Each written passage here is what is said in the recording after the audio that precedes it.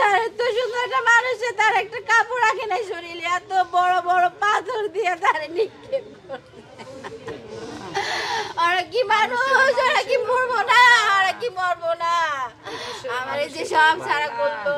আমার বাবাকে ব্যবসার জন্য আমার বাবার ব্যবসা চাইছে এবং আমার বাবা থেকে 2 লাখ টাকা মাসে মাসে চাঁদা চাইছে। এই দুইটাই একটা আইনত ইয়া, সেই জন্য আমার বাবা রাজি হয় নাই। সেই জন্য আমার বাবাকে আমি ভিডিও দেখি নাই, আমি সহ্য করতে পারবো না। ভিডিও দেখাই নাই, আমরা সবাই জানে, ওপেনলি জানে সবাই যেটা হত্যা। শুক্রবারে সকালবেলা কিন্তু ভিডিও প্রকাশ হয়েছে। ভিডিও প্রকাশ হয়েছে গতকালকে। প্রকাশ হওয়ার আগে আপনারা কি আগে থেকে জানতে পারছেন?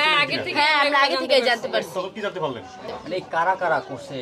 আমি সবার নাম তো জানি না, কিছু মানুষের নাম জানি, যেরকম টিটু, মইন, ছোট মনি, লম্বা মনি, তারপর রনি, কামাল না কাউসার মোল্লা, কাইয়ুম মোল্লা কায়সার হচ্ছে ফোন দিছে। হ্যাঁ, যখন আমার মামা বাসায়, ওই কাউসার ফোন দিয়ে আমার মামার বাসা থেকে বের করছে, বলছে যে তুমি তাড়াতাড়ি আসো,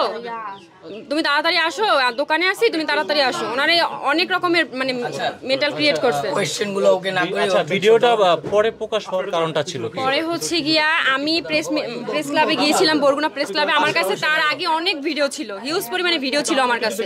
তো আমি এগুলো পেশ করার মতো এই মানে প্ল্যাটফর্ম পাচ্ছিলাম না, তো যার কারণে এটা একটু লেট হয়েছে। আর এই আমার কাছে যে আপনার পাথর নিক্ষেপের ভিডিওটা আসে আপনার আগামীকাল 9টার দিকে, সকাল বেলা 9টার দিকে। তো ওইটাই আমি আমার একটা কলেজ, আমি বরিশাল ভার্সিটিতে পড়ি, তো ভার্সিটির আমাদের পেজ আছে, পেজে আমি এটা আপলোড করি। আপলোড করার পরে এটা অনেকটা মানে 1 ঘন্টা না 1.5 ঘন্টার মধ্যে এটা সবার কাছে ছড়াই যায়। হ্যাঁ, এটা প্রকাশ হয়েছে কালকে। কারণ আর এর আগেও আমার অনেকগুলো ফুটেজ ছিল, সিসিটিভি ফুটেজ আছে 7টা। সেটা হচ্ছে গিয়ে আপনার ওই যে আমার মামার সাথে যখন অফিসে বসে কথা হয় আমার মামারে, তখনই তারা ওইখানে বসে মারামারি শুরু করার পরে আমার মামার টানা হিস্ট্রা করে বাইরে নিয়ে আসছে এবং ইট দিয়ে মাথা থাতলাই দিছে। আর এখানে একটা শুট করা হয়েছে আমার মামা, এটা কিন্তু এটা করা হয় নাই। হ্যাঁ, বন্ধুত্ব ছিল। এই যে মুবিন উনি, হ্যাঁ মুহিন, উনি হচ্ছে গিয়া ওনার যে বাসার খাটটা পর্যন্ত আমার মামা কিনে দিচ্ছে। আর তারপর হচ্ছে গিয়া আপনার বাজার করে দিত, তারপর চালাইতো আমার মামা ওদের চালাইতো।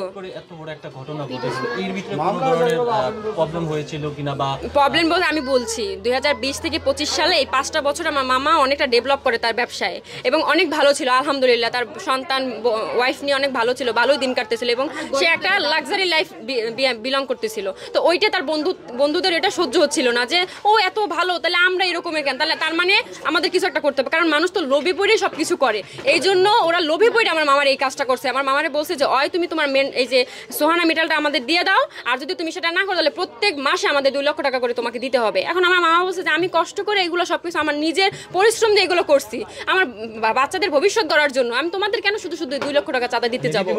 হুমকি দিছে আমার মামার ডিরেক্ট, একদম ডিরেক্ট। আসলে আপনারা যখন আপনার মামা নিয়ে